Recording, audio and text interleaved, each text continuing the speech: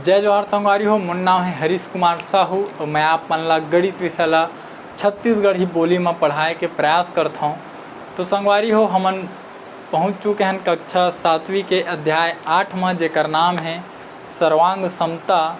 और ये अध्याय के अंतर्गत मैं आप मन ला सर्वांग समता के परिभाषा बताया, साथ ही जो विभिन्न प्रकार के आकृति होते जिसे 2 ठो त्रिभुज या 2 चतुर्भुज या 2 वृत्त या 2 कोण, तो ये सब में सर्वांग समता कैसे लागू होते येकर बारे में विशेष चर्चा हमन करे हन।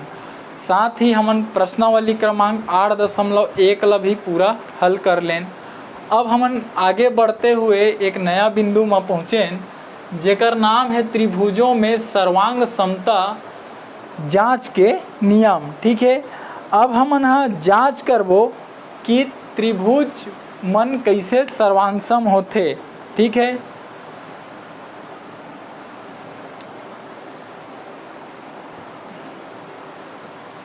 ये मेरा आप मन एक शब्द जोड़ जाओ, त्रिभुजों में सर्वांग समता की जांच के नियम। ठीक है, सर्वांग समता ला हमन जांच करे बर सीखबो।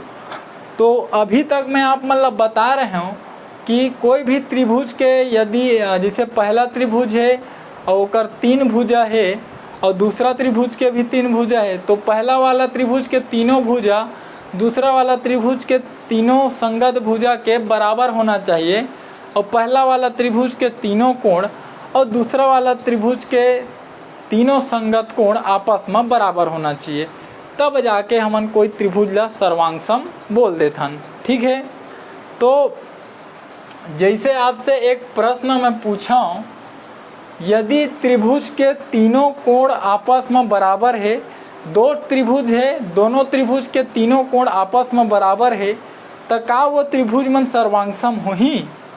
जैसे आप मन मैं प्रश्न पूछा कि ये ABC कोई त्रिभुज हरे और PQR कोई त्रिभुज हरे। ठीक है, और स्थिति कुछ ये प्रकार से है कि कोण A हा बराबर है कोण P के, कोण B हा बराबर है कोण Q के, और कोण C हा बराबर है कोण R के। तो का ये स्थिति में त्रिभुज बराबर हो ही, मतलब त्रिभुज सर्वांग सम हो ही, ये आपसे प्रश्न है। जवाब खोज के रखो, तब तक मैं आप मन ला कुछ बना के दिखाता हूँ।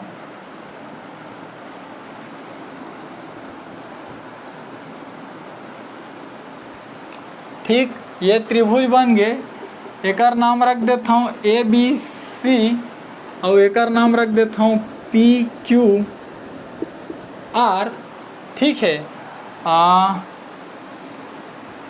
और एकर ना 60 अंश के ये हो गए कोण, 60 अंश के यहू हो गए कोण, और यहू हो गया। आप मन कुछ भी लिख सकत हो, चाहो तो कोनो ला 150 कुछ भी बना सकत हो। ठीक है, मैं बस बताऊं कि ये 60 अंश के बन गए। ठीक है, अब प्रश्न ये हवा कि का ये दोनों त्रिभुज सर्वांग सम है। तो पहली ला बताए हम सर्वांग सम कब होते, जब कोई एक आकृति है दूसरा आकृति ला पूरी तरह से इसे ढक लाए।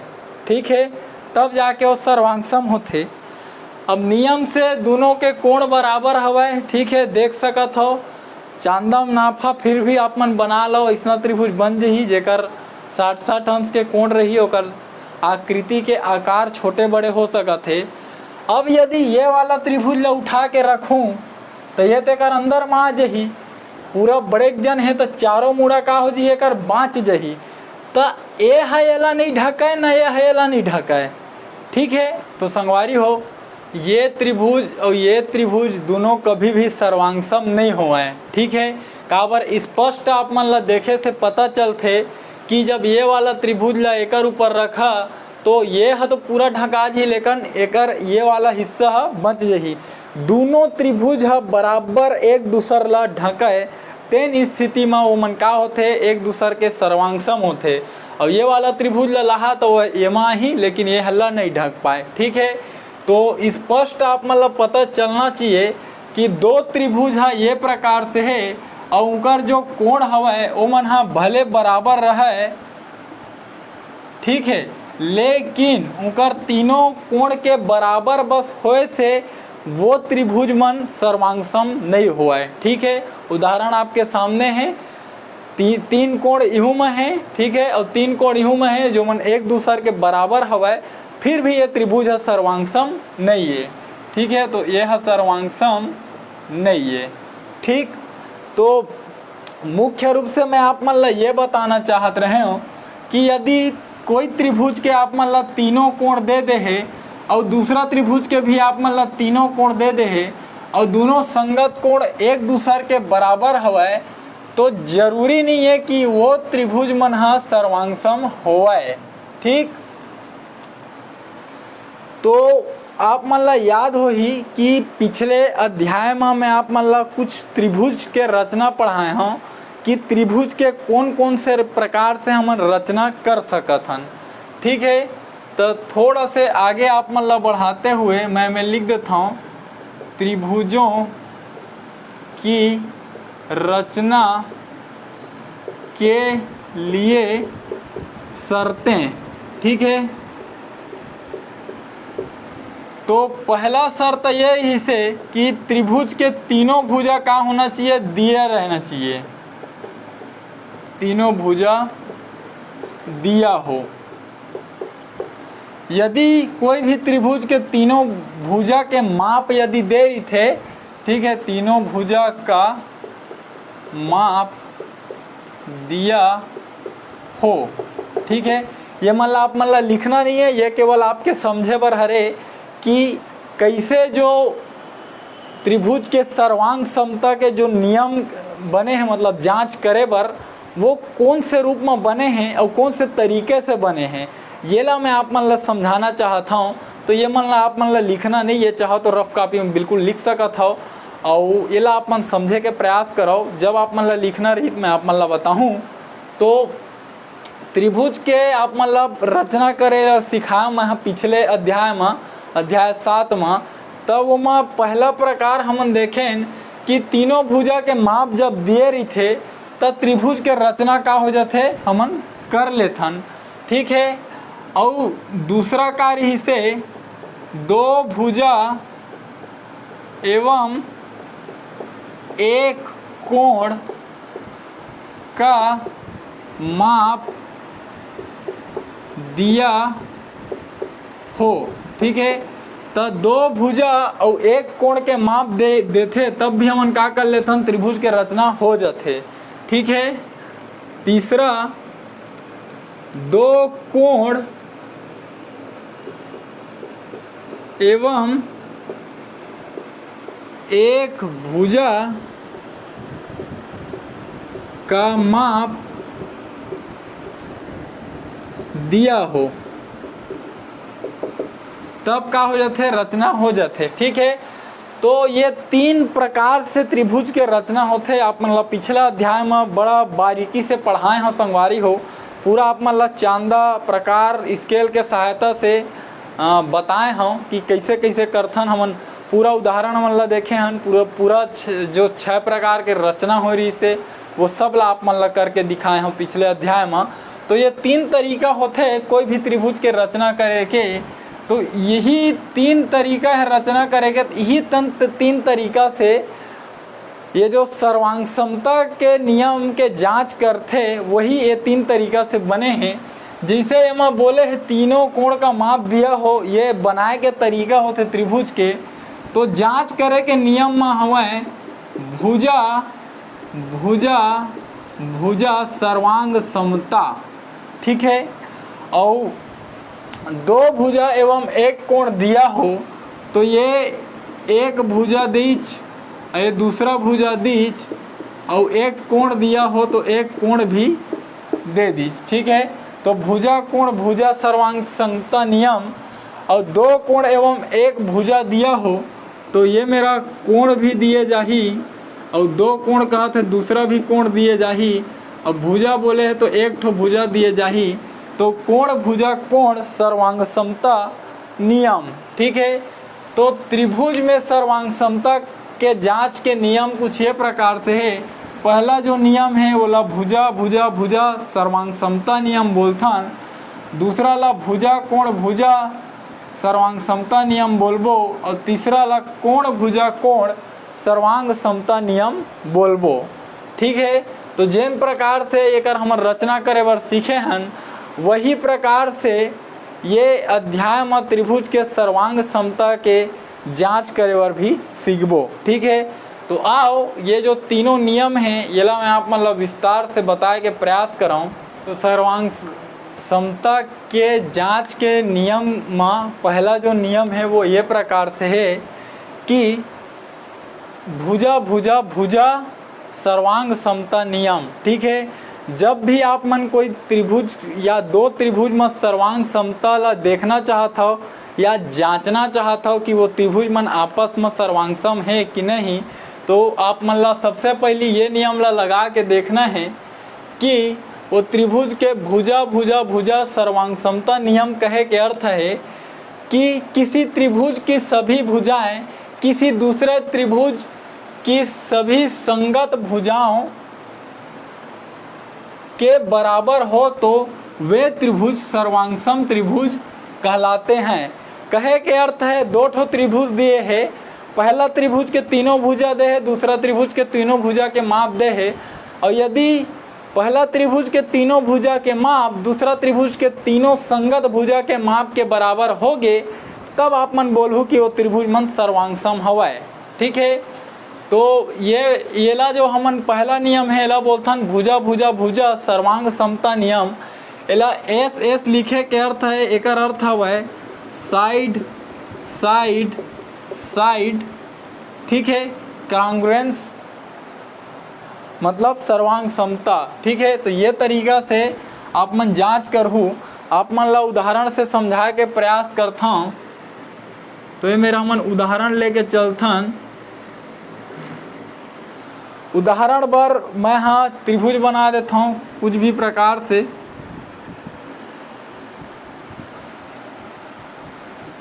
ये एक त्रिभुज हो गए, ये दूसरा त्रिभुज हो गए। ठीक है, और एकर नाम रख दो ए बी सी और एकर नाम रख दो पी क्यू आर। ठीक है, या ऐसे रख दो पी लय मेरे ले आओ क्यू लय मेरे ले आओ। ठीक, और एकर भुजा मन के नाप देना है। तो ये ला मान लो यह 5 सेंटीमीटर है, ये ला मान लो ये 4 सेंटीमीटर है, ये ला मान लो ये 3 सेंटीमीटर है, ये ला मान लो ये 5 सेंटीमीटर है और ये ला मान लो ये 4 सेंटीमीटर है, ये ला मान लो ये 3 सेंटीमीटर है। ठीक है, तो दो त्रिभुज आपके सामने बने हुए हैं। ठीक है, ये पहला त्रिभुज दूसरा त्रिभुज।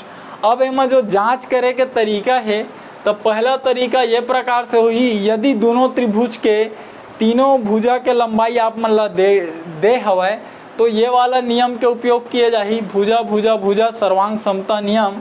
तो देखो ये ला कैसे रखबो हमन हाँ, एला ऐसे पलटबो तो ऐसे पलट देबो तो का हो जी एला ढक लिही। का बर ढक लिही तो देखो कैसे पता चलते कि दोनों त्रिभुज सर्वांगसम हवे। तो जिसे भुजा ए बी ला आप मन लहा, ए बी के संगत भुजा कौन से हो जाही, ये वाला है पी आर है। काबर ऐसे पलट के रखबो 3 सेंटीमीटर वाला ला कौन है ढांकी 3 सेंटीमीटर है।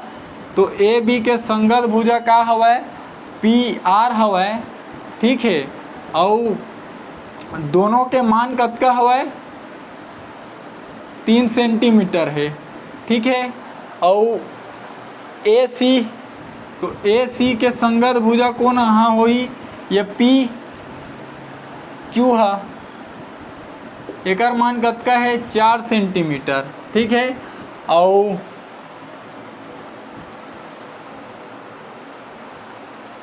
बी सी के कौन हो जाही संगत भुजा, बी सी ला नीचे वाला ढांकी कौन हरे है क्यू आर। तो एकर मान कतका है 5 सेंटीमीटर। तो आप मन देख सकत हो कि जो जो संगत भुजा में रही से एक दूसर के उनकर मान मन का हवा आपस में बराबर हवा। ठीक है, तो स्पष्ट बोला थे कि किसी त्रिभुज की सभी भुजाएं, तो ये पहला त्रिभुज के सभी भुजा ला ले लें। ठीक है, किसी दूसरे त्रिभुज की सभी संगत भुजाएं, तो ये मन का हरे दूसरा त्रिभुज के भुजा हरे और ये मन क्या हवा संगत हवा। भुजाओं के माप, ये मेरे एक शब्द लिख लो, माप बराबर हो तो वे त्रिभुज सर्वांगसम हो गए। और ये दोनों माप कतका है बराबर है। देखो ए बी के मान 3 सेंटीमीटर, यदि पी आर के मान 3 सेंटीमीटर। तो जैसे कि परिभाषा बोले है, यदि ये त्रिभुज के आपके तीनों भुजा दे है ना, और ये त्रिभुज के तीनों संगत भुजा आप मन लहा, तो दोनों के माप यदि बराबर आ गए तब आप मन बोलू कि वो त्रिभुज सर्वांगसम है। तो ये प्रकार से लिखा ही कि त्रिभुज ए बी सी है सर्वांगसम हमें त्रिभुज पी क्यू आर के। ठीक, तो संगवारी हो ये तरीका से ये जो पहला नियम होते भुजा भुजा भुजा सर्वांग समता नियम वो पूरा हो। आप मन ला ये ला लिखना है, एक परिभाषा ला लिखना है, साथ ही ये एक उदाहरण दे के समझाए हम वोला भी लिखना है। ठीक है, तो कोई भी त्रिभुज रहे कैसे भी प्रकार से दे रहा है, सबसे पहली ओमा यदि दोनों त्रिभुज के तीनों भुजा के माप आप मन ला दे है, तो ये तरीका से आप मन ला जांच करना है कि ओकर जो संगत भुजा के माप हवा आपस में बराबर हवा कि नहीं। बराबर हवा तो दोनों त्रिभुज सर्वांगसम है, बराबर नहीं है तो दोनों त्रिभुज सर्वांगसम नहीं है। ठीक है, अब आगे बढ़थन दूसरा नियम में।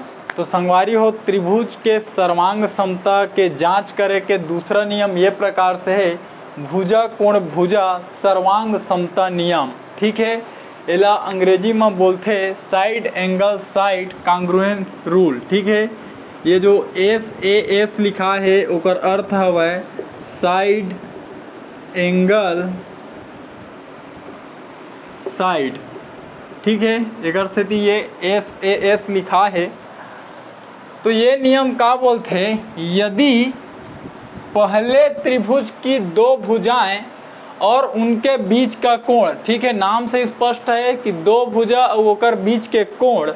ठीक है, कोई पहला त्रिभुज लेबो, जिसे मैं ले लेता हूँ कोई भी पहला एक ठो त्रिभुज, एला उदाहरण के रूप में इसे लिख देता हूँ। तो यदि पहले त्रिभुज की, तो मेरे एक ठो त्रिभुज बना लेता हूँ। ठीक है, ये पहला त्रिभुज बन गए। पहले त्रिभुज की दो भुजाएं और उसके बीच का कोण, तो पहली नाम रख देता हूँ। ये दो भुजा कौन कौन ला ले सकत हो, AC और BC ला। ठीक है, और एकर आप मन कोण बना दो कि ये 45 अंश के हरे। ठीक है, तो दो भुजाएं कौन कौन से भुजा लेन, एक ठो हमन AC लेन और एक ठो दूसरा भुजा कौन ला ले लेन, BC ला ले लेन, और ओकर बीच के कोण मतलब कोण C। ठीक है, ये ला ले लेन। तो यदि पहले त्रिभुज की दो भुजाएं और उसके बीच का कोण दूसरे त्रिभुज के, तो दूसरा त्रिभुज भी बनाता हमन हा कुछ ये प्रकार से बना सकत हो आप मन दूसरा त्रिभुज। तो दूसरा त्रिभुज के संगत दो भुजाएं, तो एकर पहली नाम रख दो P और एकर नाम रख दो Q, एकर नाम रख दो R, और एमा भी संगत दो भुजाएं, तो एकर संगत कौन हो जाही, सर्वांगसम कब होई, एला इसे पलटबो तो होही, और ये वाला कोण के मान रख देता हूँ मैं 45 अंश। ठीक, तो पहला त्रिभुज के दो भुजाएं और ओकर बीच के कोण, अब यही त्रिभुज के हमन ला का करना है, एमा संगत भुजा खोजना है। तो AC के संगत कौन हो जाही, AC है कौन ला ढांकी, ये PQ ला। तो AC के संगत कौन हो गए, ये PQ हो गए। ठीक, और कोण C के संगत कौन हो जाही, कोण Q है और BC के संगत कौन हवे, तो BC के संगत हवे QR। ठीक, तो देखा का बोला थे, यदि पहले त्रिभुज के दो भुजाएं, कौन कौन सा भुजा लें, ये दोनों ला, और उसके बीच का कोण मतलब ये कोण C, और दूसरे त्रिभुज की दो भुजाएं और उसके संगत कोण। तो कहे का अर्थ ये है कि यदि पहले त्रिभुज की दो भुजाएं और उनके बीच का कोण दूसरे त्रिभुज के संगत दो भुजाएं और एक कोण, तो एकर हमन संगत भुजा मन ला ले लें, AC के संगत भुजा PQ, BC के संगत भुजा QR, और एक कोण कहीच तो कोण C के संगत कोण लेना है, तो काज ही कोण Q। तो पहले त्रिभुज की दो भुजाएं और उसके बीच का कोण और दूसरे त्रिभुज के संगत दो भुजाएं और एक कोण के माप बराबर हैं। ठीक है, यदि इकर माप बराबर है, जिसे एकर माप है 45 अंश और एकर माप ला मानना है, तो एला मान लो 4 सेंटीमीटर, एला मान लो 6 सेंटीमीटर। ठीक है, तो ये भी कद का हो जी, 4 सेंटीमीटर मान लो, एला मान लो 6 सेंटीमीटर। ठीक, तो ये एक कद का है हमार AC वाला है 4 सेंटीमीटर और ये कद का है 6 सेंटीमीटर। ठीक है, तो AC के मान भी 4 सेंटीमीटर है और PQ के मान भी 4 सेंटीमीटर है, तो दोनों के मान का हो गए बराबर और दोनों का हरे संगत भुजा। उसने BC के मान भी 6 सेंटीमीटर है, QR के मान भी 6 सेंटीमीटर है, तो दोनों का मान बराबर है और दोनों का हवे संगत भुजा। उसने कोण C और कोण Q दोनों संगत हवे और दोनों का मान कतका है 45 अंश हवे। तब ये स्थिति में का हो जही, ये दोनों त्रिभुज आपस में सर्वांगसम हो जही। तो कहे के तात्पर्य ये हवे संगवारी हो कि पहला त्रिभुज के यदि दो भुजा दे है और ओकर बीच के कोण दे है, तो दूसरा त्रिभुज के दो संगत भुजा और ओकर एक कोण यदि हमन ला दे है, तब यदि ओकर मान मर बराबर मिल गए, तब जाके का होही, त्रिभुज सर्वांगसम होही। जैसे हमन ला ये त्रिभुज में AC के मान दीच और ये त्रिभुज में PQ के मान दीच, हमन देखें कि दोनों संगत हवे और दोनों का मान भी का हवे बराबर। ठीक है, तो ये मेरा का हो गए कि भुजा है बराबर हो गए। ठीक है, एक भुजा बराबर हो गए। ओकर बाद देखें कि हमारे कोण C के मान 45 अंश है और एकरे संगत कोण कौन हरे Q है, तो ओकरो मान 45 अंश है, तो दोनों फिर से बराबर हो गए, तो ये मेरे कोण बराबर हो गए। और ये मेरा BC एक भुजा हरे जेकर मान 6 सेंटीमीटर है और एकर संगत भुजा QR के मान भी 6 सेंटीमीटर है, तो दोनों के मान फिर मेरे बराबर हो गए। ठीक है, तो ये मेरे का जीत हो गए, मेरे भुजा के मान भी बराबर हो गए। तो ये तरीका से का हुई, भुजा कोण भुजा ये नियम है का हो जही, ये त्रिभुज ऊपर लागू हो जही। एकर कारण से ये दोनों त्रिभुज सर्वांगसम कहलाही। ठीक है, तो बहुत ही आसान है। आप मन ला यदि पहला त्रिभुज में दो भुजा और एक कोण दे हवे, दूसरा त्रिभुज में भी दो भुजा और एक कोण दे है, तो आप मन ला बस अतके पता करना है कि का ये भुजा और कोण आपस में संगत हवे, ये एक चीज हो गए। और यदि संगत है तो का इकर मान है बराबर है, यदि बराबर है तो त्रिभुज सर्वांगसम हवे। ठीक है, तो ये तरीका से लिखबो कि त्रिभुज ABC सर्वांगसम हवे त्रिभुज PQR के। ठीक है, गणितीय रूप में ऐसे लिखा ही, तो कोई कठिन नहीं है, केवल समझे के प्रयास करहु, बिल्कुल समझ में ही। ठीक है, तो ये दूसरा नियम हो गए। एक और नियम दे है, बोला हमन देखथन। तो संगवारी हो, त्रिभुज के सर्वांग समता के जांच करे बर जो तीसरा नियम हवे वो ये प्रकार से है, कोण भुजा कोण सर्वांग समता नियम। ठीक है, कोण भुजा कोण सर्वांग समता नियम, और ये अंग्रेजी में ASA बोल देते, एला बोलते एंगल साइड एंगल।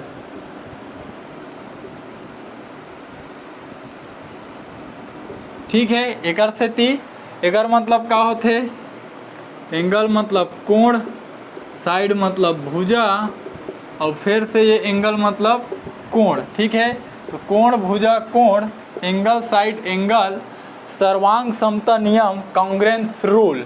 ठीक है, तो ये जो तीसरा नियम हरे ये क्या बोलते कि यदि पहले त्रिभुज की दो कोण और एक भुजा, ठीक है, तो पहली हमन हाँ एक ठो त्रिभुज बना लेथन। पहला त्रिभुज, तो पहला त्रिभुज मैं ये प्रकार से बनात हूँ, आप मन कोई भी तरीका से बना सकत हो।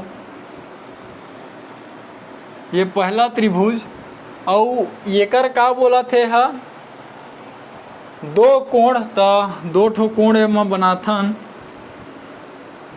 चलो मान लेथन कि दोनों कोण 50-50 अंश के है, यहू 50 अंश के है और यहू 50 अंश के। ठीक है, का नाम रख दो ए बी सी। ठीक है, और एक भुजा, तो एक भुजा बी सी ले लेथन, एक लंबाई मान लो 6 सेंटीमीटर। ठीक, तो यदि पहले त्रिभुज की दो कोण और एक भुजा, तो देखो पहला त्रिभुज बन गए, एમાં दो ठो कोण लेहन और एक भुजा ले लेन। ठीक है, दूसरे त्रिभुज के, तो पहली हम दूसरा त्रिभुज बना लेथन।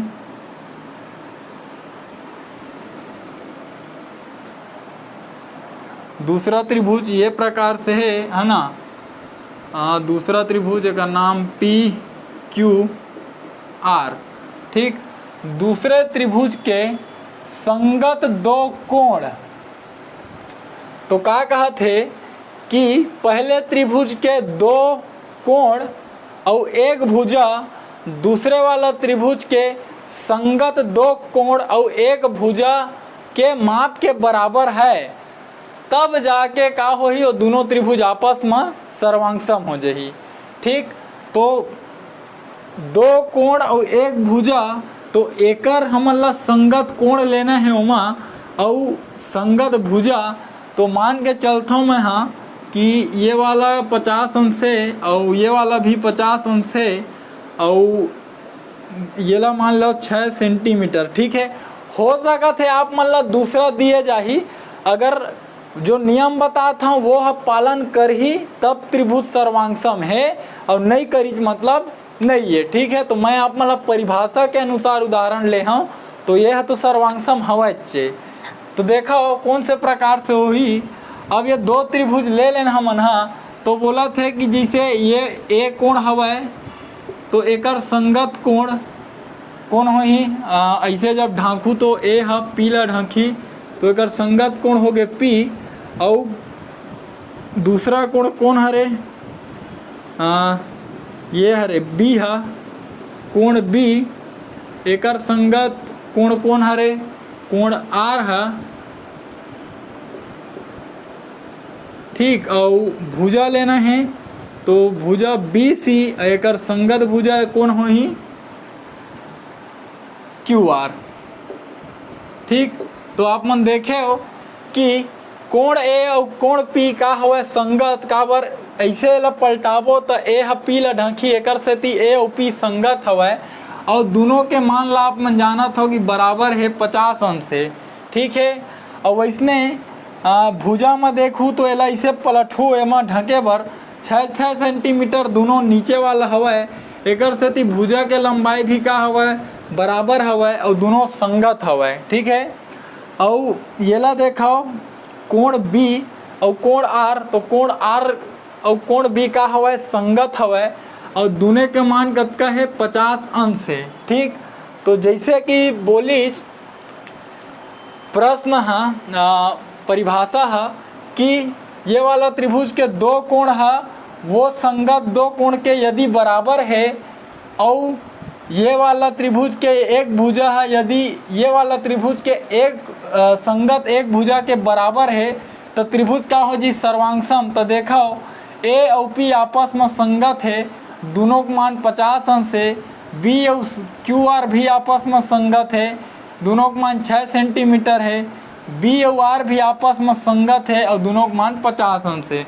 तो ये तरीका से ये कोण वाला हा हो गए पूरा, और भुजा वाला भी हवा बराबर और संगत, और ये कोण वाला भी का हवा बराबर है और संगत है। तो ये तरीका से कोण भुजा कोण सर्वांग समता नियम ये वाला त्रिभुज में लागू होइच, तब हम बोलबो कि त्रिभुज ABC है सर्वांग सम हवे त्रिभुज PQR के। ठीक, तो संगवारी हो नाम से ही स्पष्ट हो जही। जिसे आप मतलब पहला नंबर में बताएं भुजा भुजा भुजा सर्वांग समता नियम, तो 3 भुजा एकर और 3 भुजा एकर दोनों आपस में संगत रहे और बराबर रहे, तब वो त्रिभुज मन एक दूसरे के ऊपर सर्वांग हो जी। दूसरा हमन देखें भुजा कोण भुजा नियम, भुजा कोण भुजा सर्वांग समता नियम मतलब 2 भुजा और एकर बीच के कोण और इहू ढर के 2 भुजा और एकर बीच के कोण आपस में संगत रहे और दोनों के मान बराबर रहे, तो ये दोनों त्रिभुज आपस में एक दूसरे के ऊपर सर्वांग सम हो जाते। तीसरा हमन देखें कोण भुजा कोण सर्वांग समता नियम मतलब पहला त्रिभुज के 2 कोण और 1 भुजा, दूसरा त्रिभुज के 2 कोण और 1 भुजा आपस में संगत रहे और बराबर रहे, तब जाके कोण भुजा कोण सर्वांग समता नियम वो में लागू हो ही और वो त्रिभुज मन एक दूसरे के ऊपर सर्वांग सम हो जही। ठीक है, तो बहुत ही आसान है, केवल नाम से ही आप मतलब याद हो जही। मैं आप मतलब केवल समझाए के प्रयास करें कि ये प्रकार से कर परिभाषा होते और ये प्रकार के उदाहरण से ला समझे जा सकत है। और आगे कुछ उदाहरण देखबो प्रश्नावली हल करबो तो और ज़्यादा आप मतलब समझ आई। संगवारी उम्मीद करता हूँ जो आप मतलब समझाए के प्रयास करें आपके समझ में आए हैं। यदि आए हैं तो वीडियो एक लाइक कर लूँ, चैनल ला सब्सक्राइब कर लूँ ताकि आपके ज़रूरत के वीडियो आप ला ये चैनल में मिलत रहे। और कोशिश करूँ ये वीडियो ला अपन हमारे छत्तीसगढ़ के कोई गरीब और ज़रूरतमंद लड़का तक पहुँचा पाओ, ताकि वो लड़का गरीब होने के बाद भी शिक्षा ला निःशुल्क रूप से ग्रहण कर सके। तो ठीक है संगवारी हो, मिलबो अगले वीडियो में, तब तक के लिए राम राम, जय जोहार, जय छत्तीसगढ़।